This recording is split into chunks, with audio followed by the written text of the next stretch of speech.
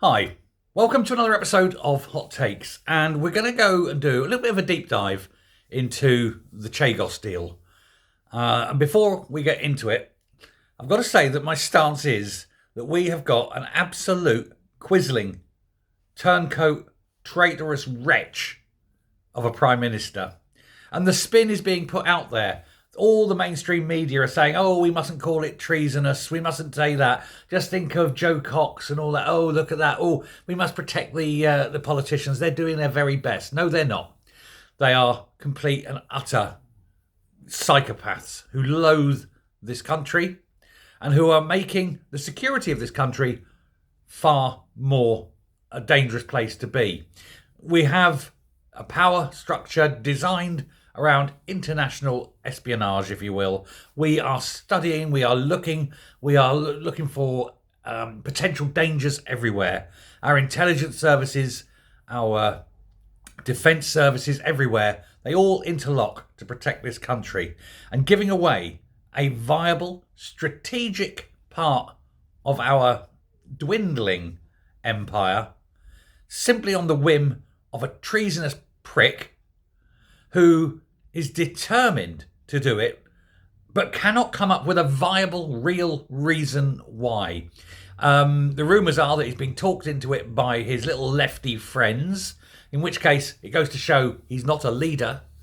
And the not just the financial cost, which we're going to cover in a moment, but the loss of prestige, the loss of intelligence gathering, the loss of basically our defensive strength.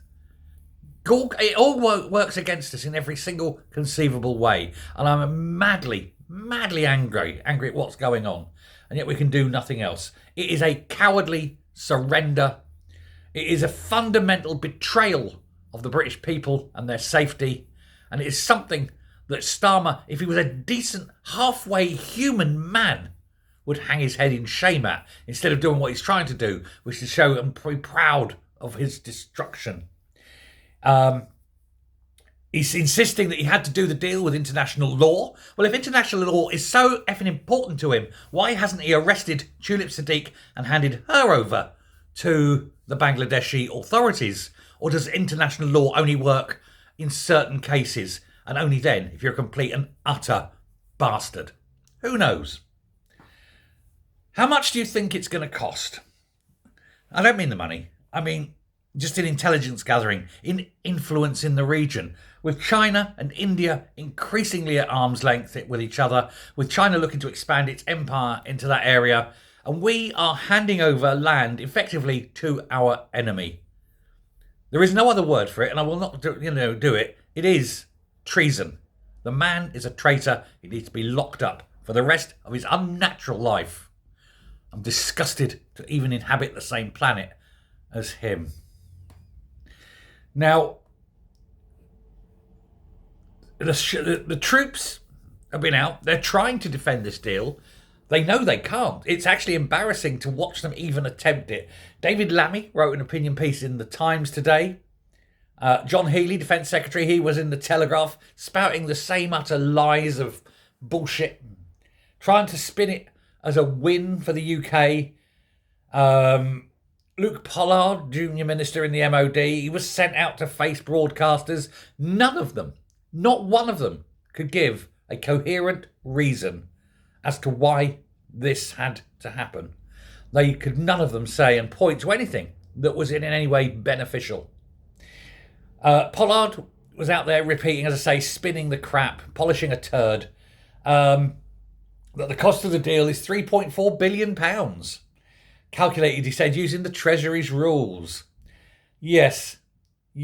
Actually, no. It's not £3.4 billion. And remember this much spouted £9 billion. It's not that either. No. It's £30.4 billion. Only this is Britain, so it's bound to be more than that. And he's bound to put other things in, and it's bound to rise.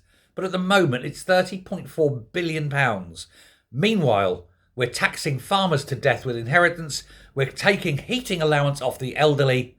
And yet, he's wanking away billions upon billions of pounds on Johnny effing foreigner who will do us no good, who absolutely loathe us, and then they will hand that over to our enemies.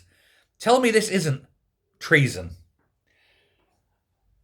What they're saying is that it's going to be £165 million a year for the first 3 years, plus 120 million a year for the next 10 years, then 120 million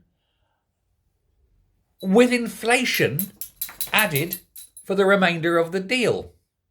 £45 million a year development fund for 25 years to help their economy as he's busy fucking hours. And then 40 million one-off payment at the end to a fund for the Chagosians. He's very good at spending our hard-earned, highly taxed money on other people while freezing and killing people in this country and locking them up in prison if they dare to complain. Downing Street's communications were in chaos yesterday because they could not deny that the total sum would be counted towards defence spending. So this 30 billion is coming out of the defence fund. So even if anything happened, we couldn't defend ourselves because we've got no effing money left. What an and they're trying to tell me not to call him a traitor. I would happily see him dangle. Now, Pollard also, while he was out there polishing this turd, failed to explain why the United States, which runs Diego Garcia, isn't paying any of the costs of this highly controversial surrender deal. It's that, well, of course they're not. They don't want it to happen. They want Diego Garcia, and they're not giving up. Here's the thing. The Americans' defence have said, yes, you can sell the island that our base is on, but we're not leaving. And if the, not the Chagosians, if the Mauritians come in and tell us to leave, they're going to have a problem. They haven't got an army. We have, and it's a big one. And there's no way that Mauritius is moving us. We don't give a shit about international law. We're not moving, we're not paying, and you can go screw yourselves. I wish we had a government like America's, one that defended its interests, not one that destroyed and killed its own people to ensure the rest of the world look at us in a better way. They don't. They despise us. And they despise us even more because we've got a weak turd of a prime minister. Honestly, I have shit things that are more precious to me than that man. And I call him a man by the loosest possible definition. He's a slug. He's an odious, stenching blob of slime that you scrape off your boot. He's a disgusting human being and, as I say, a traitor. Now, he's lied. He's lied, Hastama, many times. Let's just go through a couple of the lies, because none of them work. He said the electromagnetic spectrum at Diego Garcia could be restricted by the International Telecommunications Union. Let me just see. American military against some bunch of arsehole pen pushers. Who's going to win? Right? And then he had to admit later that the ITU cannot challenge this because it doesn't have the power. So there's a lie. One of many, many lies that come out of him every time he opens that gash of a mouth on the front of his head. He said, if we did not agree this deal, we would not be able to prevent China or any other nation setting up their own bases on their outer islands or carrying out joint exercises near our base. Again, the words bullshit, bollocks and lies.